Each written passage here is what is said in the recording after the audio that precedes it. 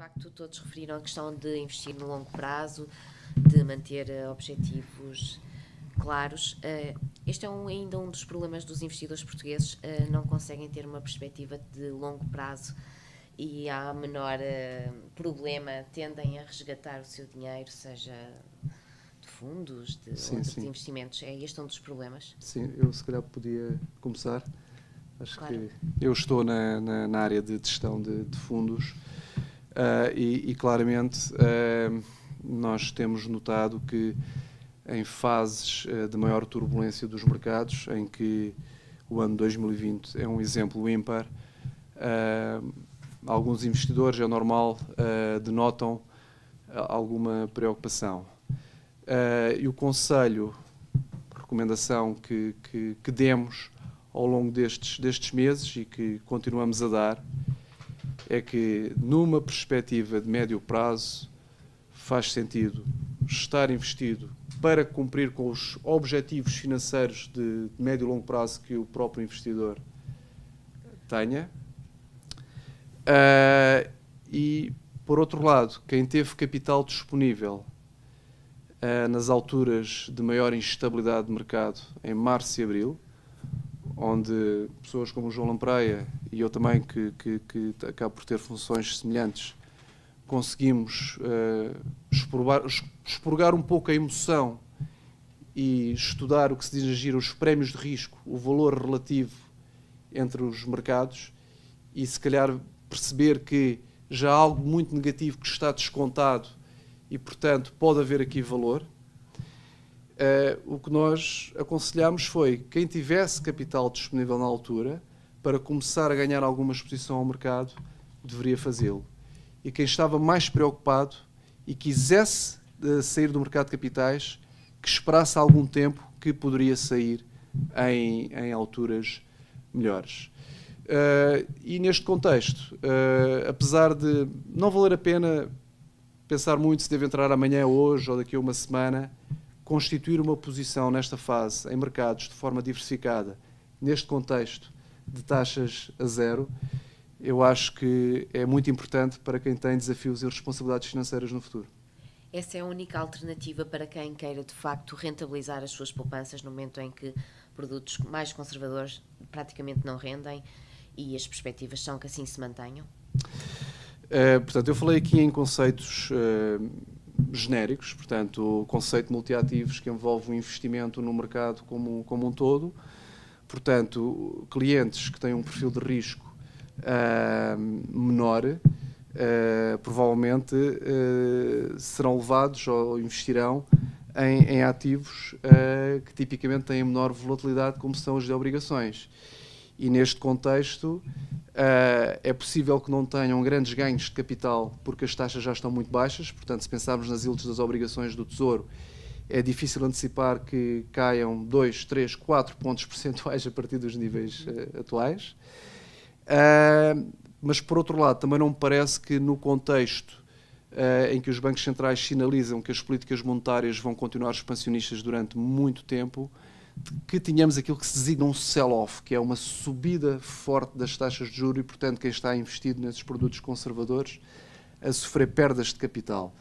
Portanto, tendo em conta o contexto atual de mercados, eu diria que as aplicações mais conservadoras, a começar no extremo do conservadorismo, que são as aplicações tradicionais que oferecem praticamente zero, se investirmos em obrigações de boa qualidade creditícia e de prazos curtos, também vamos obter yields baixas, nulas ou até negativas. Portanto, e este é o propósito hoje em dia das autoridades monetárias e até fiscais. No fundo, é baixar as taxas de juro, retirar ativos de menor risco do sistema, entre aspas, e fazer com que os investidores assumam mais risco e aloquem investimentos em classes como ações. Mas isto não é simplesmente uma mecânica para fazer com que isso aconteça, porque, de facto, como o João Lampreia referia muito bem, se as taxas de juros descerem e se nós tivermos a visibilidade que vão continuar baixas durante algum tempo, então o valor atual daquilo que as empresas poderão gerar futuro, o valor atual dos cash flows futuros, aumenta. E, portanto, não é à toa que os mercados de ações também sobem. Eu acho que é uma altura muito propícia para o investimento em mercado de capitais. De facto, as aplicações mais conservadoras oferecem retornos ex ante, portanto, para a frente, mais baixos do que aquilo que é a história que nós conhecemos, mas há oportunidades também em obrigações de dívida privada, em segmentos de menor qualidade creditícia, mas que oferecem bons fundamentais, e depois também ao nível das ações, como o João também referia, o setor das tecnológicas está nos máximos, mas se tivermos a confirmação da recuperação económica, os setores cíclicos que ficaram para trás nesta recuperação dos mercados poderão fazer o tal catch-up, ou seja, convergência ou aproximarem-se das valorizações dos ativos dos setores tecnológicos. Fiz agora uma questão aqui para o João Lampreia, relativamente aos mercados financeiros. As ações continuam de facto a ser o melhor ativo e dentro das ações os Estados Unidos têm liderado este caminho. Acredita que ainda há margem para que sejam os Estados Unidos a continuar a liderar aqui a recuperação em termos de mercados? É uma excelente pergunta. O João também referiu do catch-up dos outros setores. O João também referiu do catch-up dos outros setores. E se nós pensarmos nos últimos 10 anos, os Estados Unidos foi um modo de performance ímpar. Um investidor que tivesse exposto simplesmente ao mercado de capitais americano, por exemplo, um S&P teria feito 250% de retorno em 10 anos, até 2020.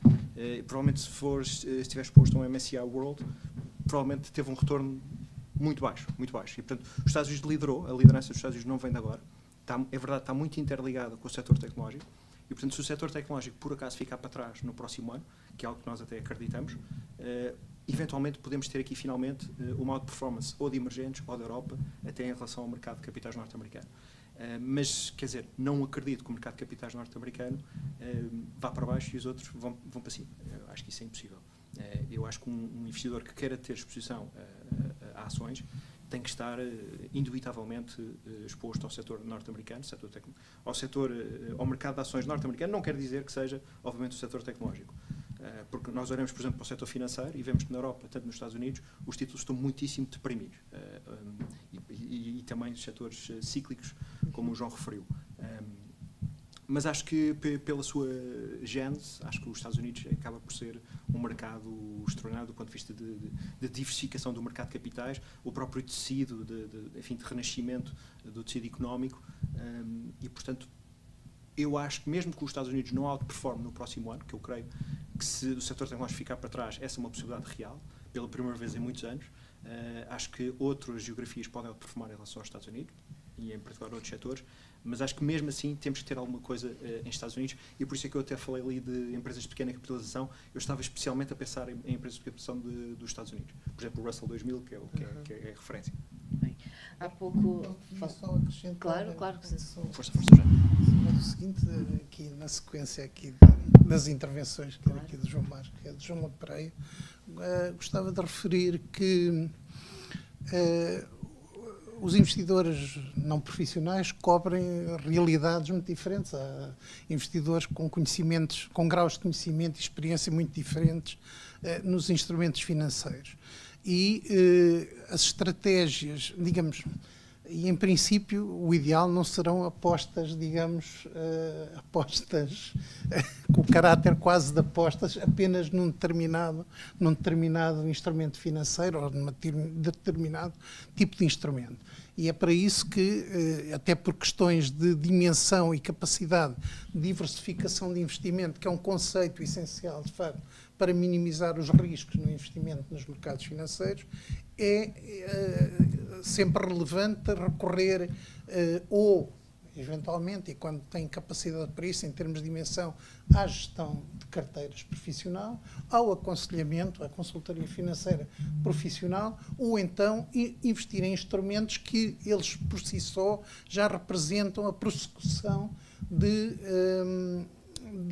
políticas de investimento, estratégias de investimento deste ano, como sejam, por exemplo, fundos de investimento que estão orientados precisamente para situações de fundos de multiativos, como já foram aqui referidos pelo João Marques, e eu acho que é importante ter esta questão por um lado, da diversificação e, por outro lado, da confiança, digamos assim, em quem tem normalmente o conhecimento e capacidade para efetuar melhor essa gestão, para que os investidores, claro, não excluo que haja investidores com capacidade em termos de dimensão e de conhecimento capazes de o fazer por si só, mas não será a generalidade das situações. No universo português, em que de facto a maior parte das pessoas mantém o seu dinheiro em produtos como depósitos e certificados, essas opções são as melhores neste momento de, por exemplo, estratégias diversificadas e gestão de carteiras?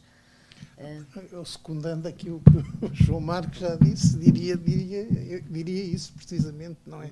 Porque, de facto, hoje em dia, a maior parte das aplicações, digamos, tradicionais têm remunerações próximas de zero, não é?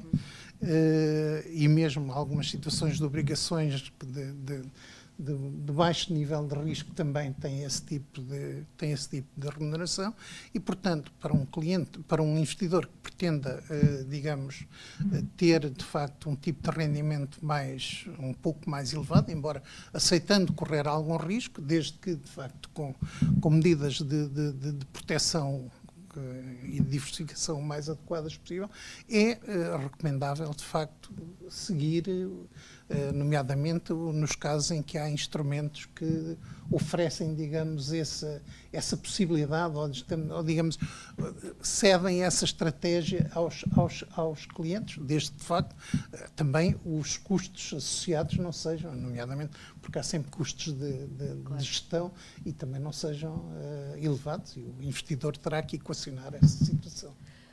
No final da semana passada foi, de resto, apresentado um relatório da OCDE com propostas para a dinamização do mercado de capitais e a maior participação dos investidores no mercado e na economia era uma das propostas da organização. Este é, de facto, um tema que tem atraído alguma atenção nos últimos anos, mas tem sido sempre difícil trazer os investidores, os portugueses, para outro tipo de investimentos. O que é que está aqui a falhar? É a literacia financeira? São os benefícios fiscais? Outro tipo de apoios?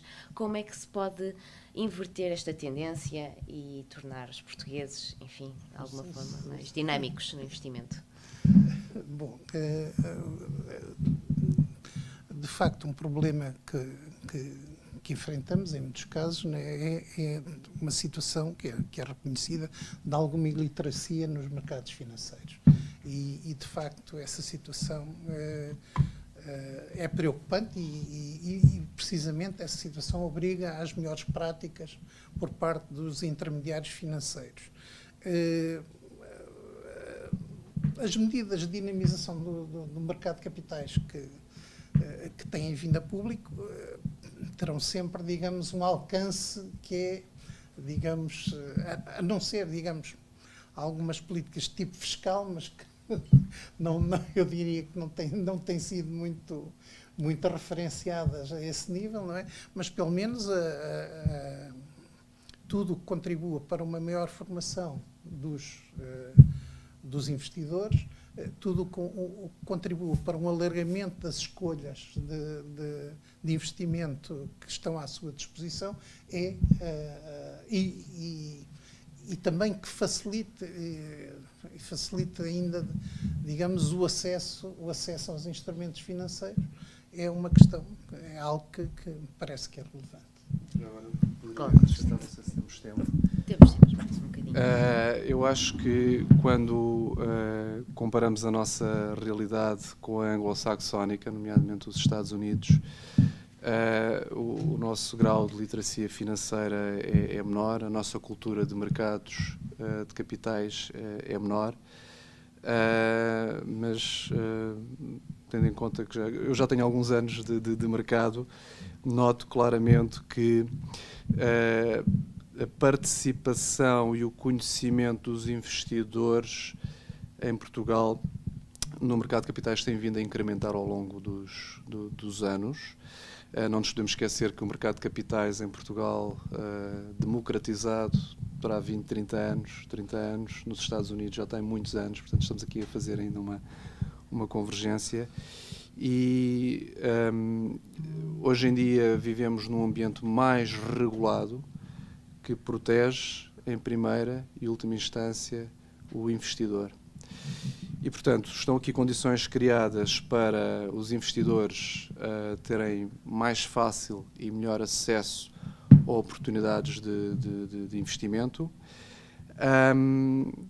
E vale a pena referir que também neste contexto, que supostamente terá vindo para ficar, embora em mercados também sabemos o que é verdade hoje, não é no sentido futebolístico, mas amanhã pode haver uma mudança de conjuntura e se calhar as taxas podem subir, mas eu diria que isso é muito improvável. Em Portugal sempre tivemos uma cultura, e também tenho essa experiência de contacto com alguns clientes, de se procurar a taxa, qual é a remuneração que esse investimento me dá. E em mercado de capitais nós não podemos garantir, nem devemos, não seria honesto da nossa parte, passar a mensagem a um cliente que a remuneração vai ser 3%, 2% garantidamente.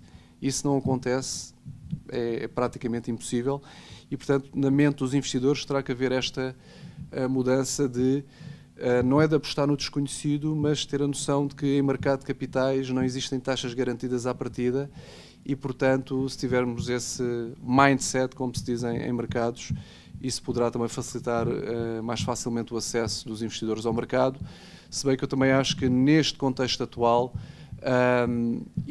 portanto, quando falamos em clientes, mesmo não profissionais ou não qualificados, estamos a falar de investidores individuais, estamos a falar de instituições, de empresas, portanto, agentes muito diferenciados e cada caso é um caso, mas para quer particulares, quer instituições cumprirem com os seus desígnios ou objetivos financeiros futuros, terão que ir ao mercado de capitais, através do investimento financeiro, terão que ir ao mercado de capitais à procura de investimentos que tenham potencial para gerar retorno que seja condizente com essas necessidades ou objetivos ou restrições financeiras que tenham no futuro. Portanto, eu acho que o caminho tem sido positivo em Portugal. Temos espaço para crescer.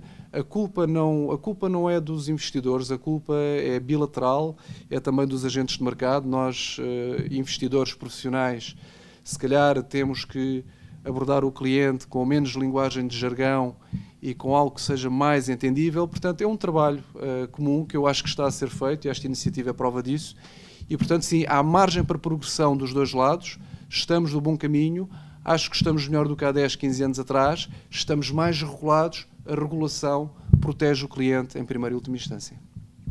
João, não sei se quer acrescentar alguma coisa em relação a este tema. Sim, posso acrescentar, mas tanto o José como o João já referiram quase tudo. Eu, do lado dos clientes, portanto, tanto os não profissionais como os profissionais, o que eu noto também nos últimos 10 anos, isto independentemente da natureza do mercado de capitais português, há claramente um menor viés doméstico. Não é? Tipo, nós vimos a crise de 2008 e a crise de 11-12 e nós hoje claramente temos uma percepção enfim, depois também fomos assolados com alguns problemas em Portugal, com algumas empresas grandes para o nosso mercado, seja na banca como nas telecomunicações, e havia de facto claramente um grande viés doméstico. Por exemplo, esses dois eventos vieram retirar.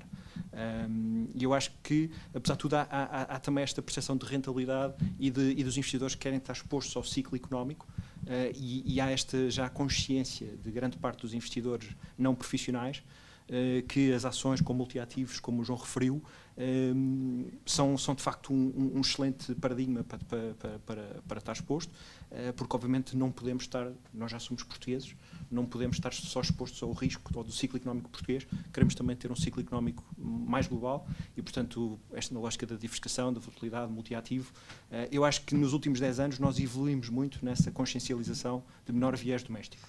Isto para não falar das idiosincrasias do mercado português, mas acho que do ponto de vista de cliente, mesmo não profissional, evoluiu muitíssimo. Muito obrigada a todos. Creio que já escutamos aqui o nosso tempo. Só em modo de resumo, falamos do estado dos mercados, o impacto da pandemia, como é que as autoridades, desde os Estados Unidos até a Europa, responderam a esta crise com estímulos monetários e orçamentais bastante elevados, as alternativas de investimento e de poupança para quem quer rentabilizar o seu dinheiro e que terá que optar aqui por uma estratégia mais de maior diversificação e também numa lógica de maior longo prazo. E tendo em conta também aqui uma grande evolução que já tem existido no mercado nacional.